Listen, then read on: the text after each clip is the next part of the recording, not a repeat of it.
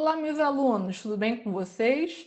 Nós vamos para a segunda parte da nossa videoaula de hoje. Essa segunda parte a gente vai falar sobre forma canônica local. O que seria isso?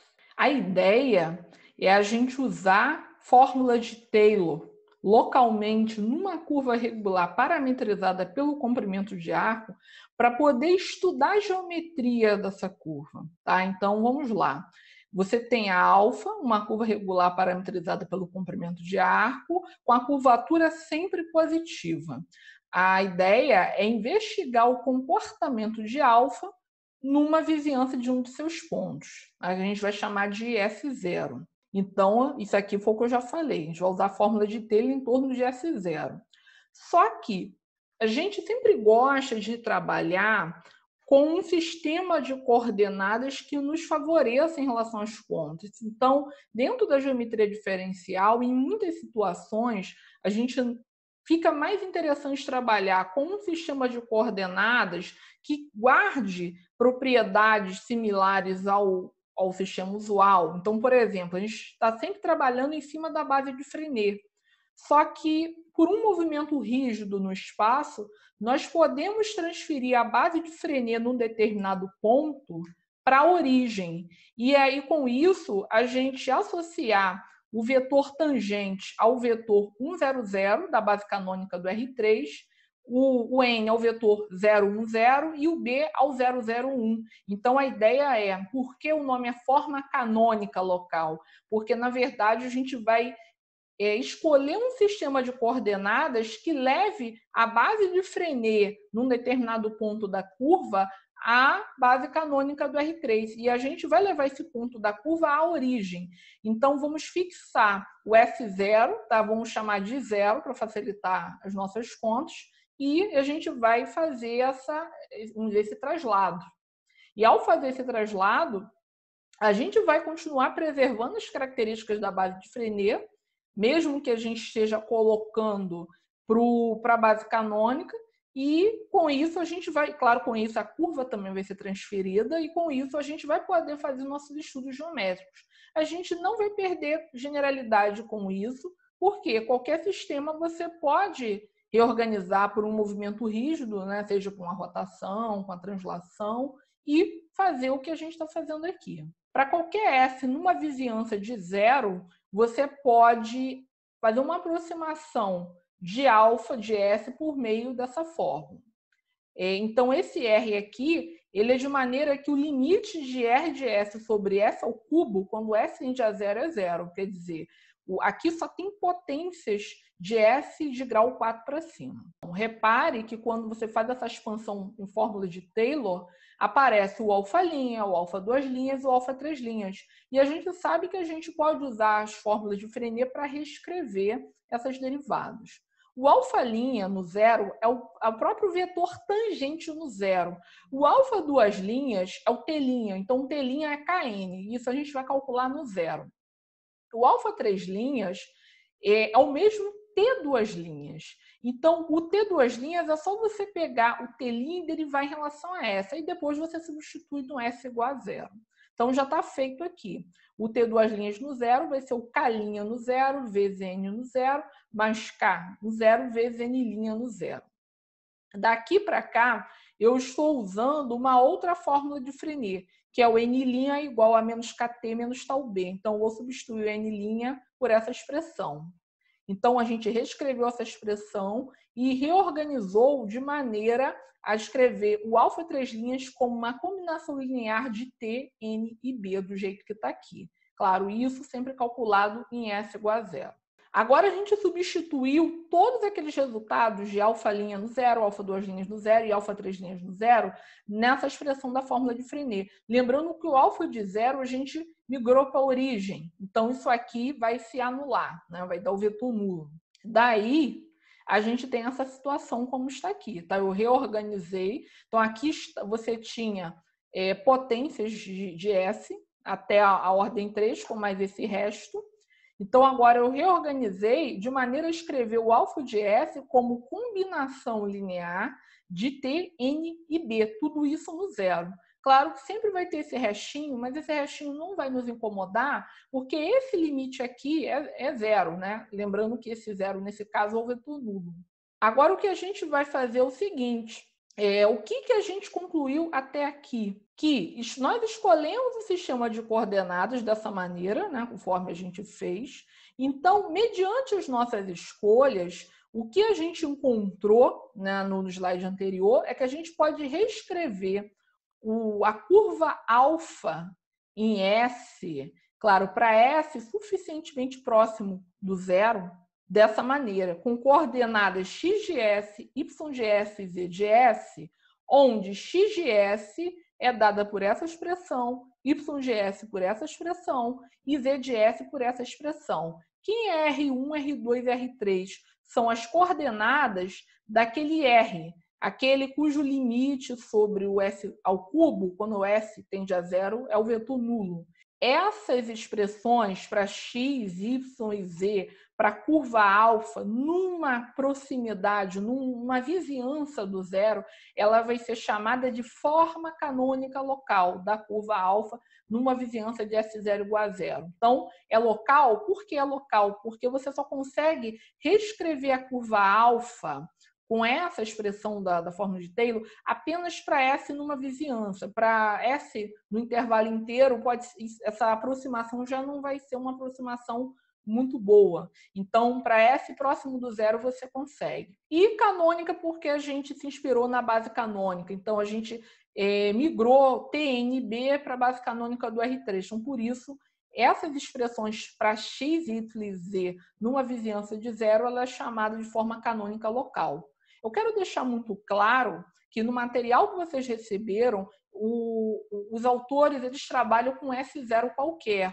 Tá? Então, isso não tem problema. O que eles encontraram lá vai ter as expressões, de repente, um pouquinho mais complicadinhas, mas, de toda maneira, você acaba, esse resultado aqui, sendo equivalente ao que os autores encontraram. Então, a gente realmente só fez essa mudança de coordenadas para poder facilitar as nossas contas. O que eu quero colocar para vocês é que essas contas elas vão nos servir para poder avaliar o comportamento da curva numa vizinhança de um ponto, que a gente vai chamar de S0, que a gente, mais uma vez, a gente, sem perda de generalidade, vai dizer que o S0 é zero, mas poderia ser qualquer outro ponto. E, mais uma vez, nós vamos chamar o alfa de zero o vetor nulo e TNB a gente vai migrar para a base canônica do R3 para poder a gente usar os resultados que nós já obtivemos. Então, a gente vai ver aqui duas aplicações com relação à curva, à geometria da curva. A primeira coisa é a gente vai entender melhor o significado do sinal da torção. O que vimos até aqui é que a torção, quando ela é identicamente nula, significa que a curva é plana. Mas e quando a torção não for nula? Quando a torção, por exemplo, for positiva, o que significa? E quando a torção for negativa, o que significa? Isso a gente vai entender melhor agora. Então, vamos separar em dois casos. E a gente vai pegar, no caso, o Z. Então, a coordenada Z da curva, é claro, numa vizinhança do zero. Então, numa vizinhança do zero, o Z de S se escreve dessa forma, né? Então, foi o que a gente obteve lá na forma canônica local. Lembrando que o limite de R3 de S sobre S ao cubo, quando S tende a zero, é zero. O que a gente vai fazer aqui? A gente primeiro vai calcular esse limite de Z de S sobre S ao cubo, tá? Até inspirado nessa questão aqui. Então, a gente vai calcular esse limite. Ao calcular esse limite, ou seja, primeiro a gente vai ter que dividir o Z de S por S ao cubo, e aí, ao dividir, você vai perder esse fator S ao cubo, vai ficar só com esse cara aqui. E quando você divide o R3 por S ao cubo, você vai ter essa expressão, e aí quando você colocar o S tendendo a zero, por conta dessa questão, desse limite que vem da fórmula de Taylor, você vai perder essa parcela. Então, no fundo, o limite disso aqui vai ser essa constante que está aqui, que é menos K tal sobre 6. Lembrando que o cal e o tal são calculados no ponto que a gente está estudando. Então, o que a gente acabou de mostrar é que esse limite é positivo. Por que ele é positivo? O K é sempre positivo, o tal a gente está supondo negativo, então mais com menos dá menos, com esse menos na frente, mais. 6 é um número positivo, então esse resultado aqui é sempre positivo. Isso significa o seguinte, se o limite dessa expressão, quando f tende a zero, é positivo, é um número positivo, então a gente ainda consegue garantir um intervalinho aberto em torno do zero, ou seja, uma vizinhança V em torno do zero, de maneira que essa expressão ainda é positiva. Isso é consequência da continuidade dessa expressão aqui, quer dizer, você ainda garante que nas proximidades do zero, essa expressão ainda é positiva. Bom, já que essa expressão é positiva para S suficientemente próximo de zero, vamos pensar um pouquinho. O que acontece se S for negativo? Se S for negativo e tiver, claro, nessa vizinhança V, o S ao cubo continua sendo negativo. E lembra que essa divisão tem que dar positiva. Então, isso vai acarretar que o Z de S para S negativo vai ter que ser negativo também. Por quê? Usando a regra de sinal, negativo com negativo, positivo. Então, quando S for negativo, obrigatoriamente, esse numerador vai ter que ser negativo para que essa razão seja positiva. Agora, se o S for positivo, o S ao cubo é positivo também. Então, para essa divisão da positiva, força que Z de S, nesse caso, seja positivo. Ou seja, quando você tem um S na vizinhança e o S é negativo, o Z é negativo. E quando o S é positivo, o Z é positivo. Em termos práticos, o que está acontecendo com a geometria da curva? É o que a gente vai falar no próximo slide. Está aqui. Então, eu só repeti a informação que tinha no outro slide e vamos pensar um pouco. O Z, ele está associado o quê? Com aquele vetor 001 da base canônica, ou seja, né, lembrando do eixo Z. Então, o que a gente fez foi migrar a base de Frenet para aquele sistema de coordenadas que tem os eixos x, y e z. Então, o z está associado a esse eixo vertical aqui. Então, o que a gente está observando é que quando o S está numa vizinhança do zero, quando o S é negativo, então o Z é negativo, ou seja, você está abaixo do plano oscilador. Quando o S passa a ser positivo, você está acima do plano oscilador. Ou seja, se a gente percorre alfa no sentido crescente de S, o alfa de S ele atravessa o plano oscilador de baixo para cima. Ou seja, a alfa ela foge do plano oscilador, né, de alfa em zero, nesta vizinhança. Então, em termos práticos, o que a gente está dizendo? A gente está dizendo que quando a torção é negativa, a curva na vizinhança do ponto que a gente está estudando, ela faz isso aqui. Ela está abaixo do plano oscilador. Quando ela chega no ponto, ela fura o plano oscilador e depois ela continua subindo, pelo menos dentro de uma vizinhança.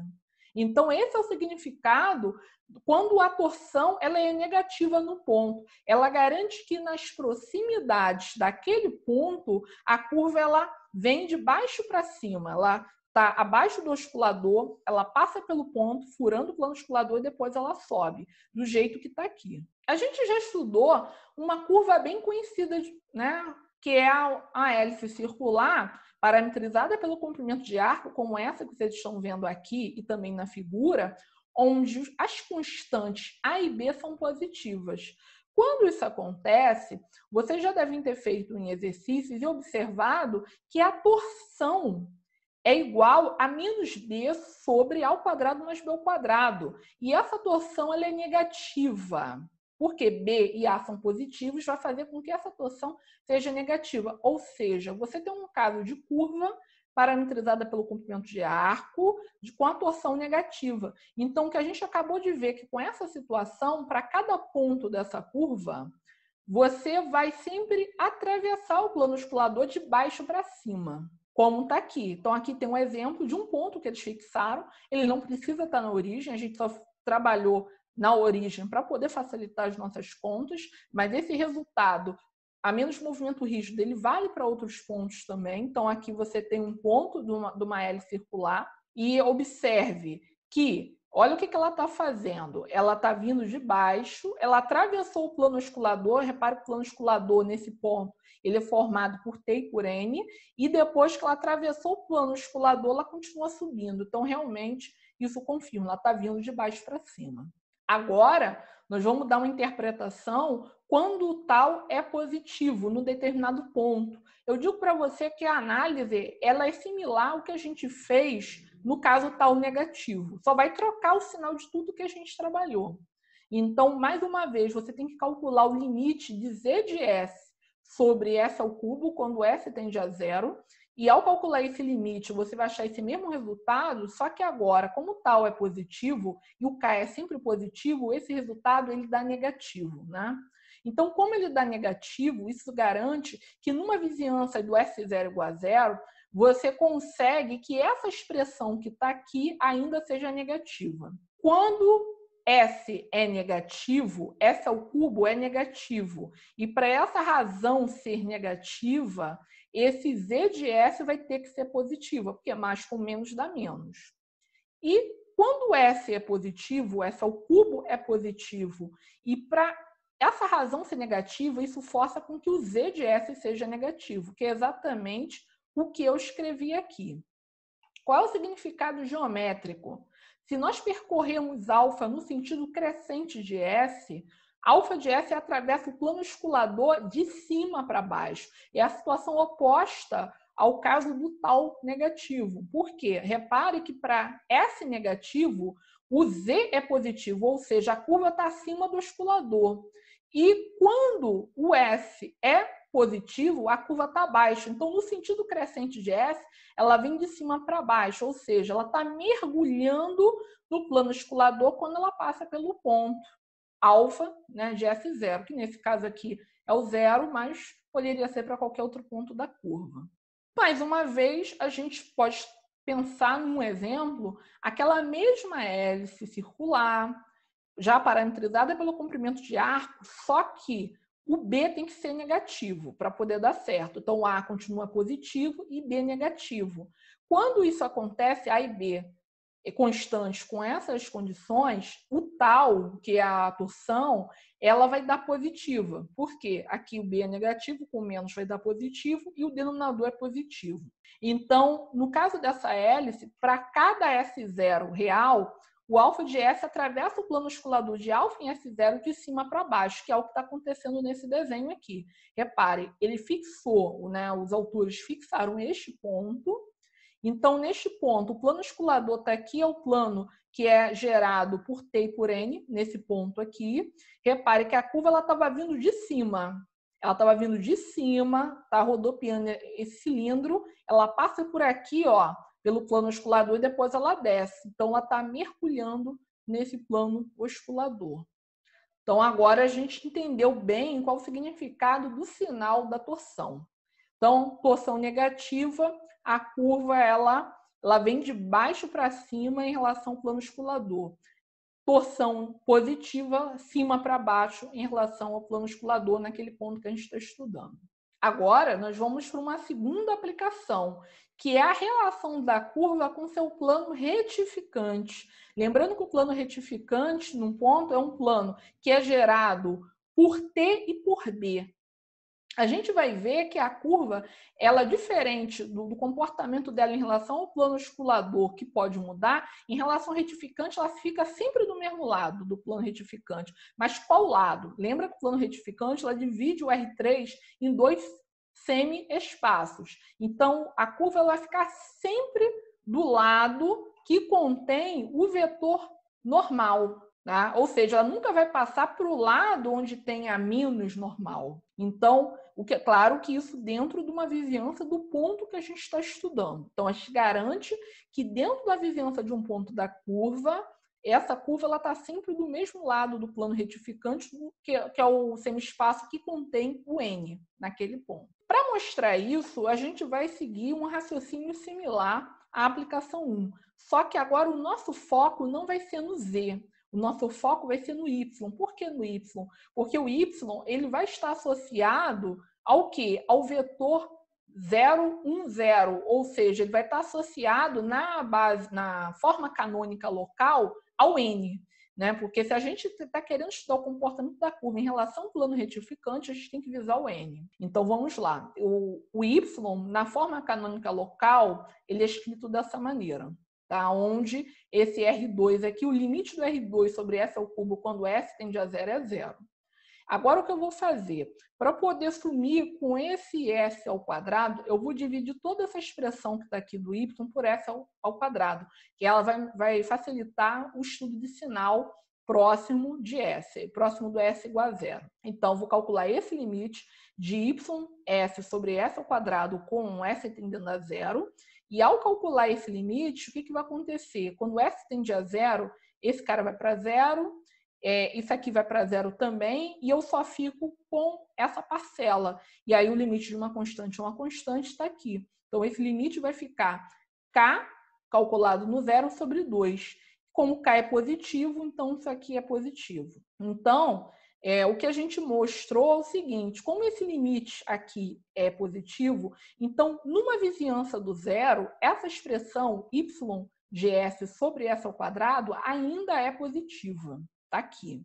Só que S ao quadrado é sempre positivo.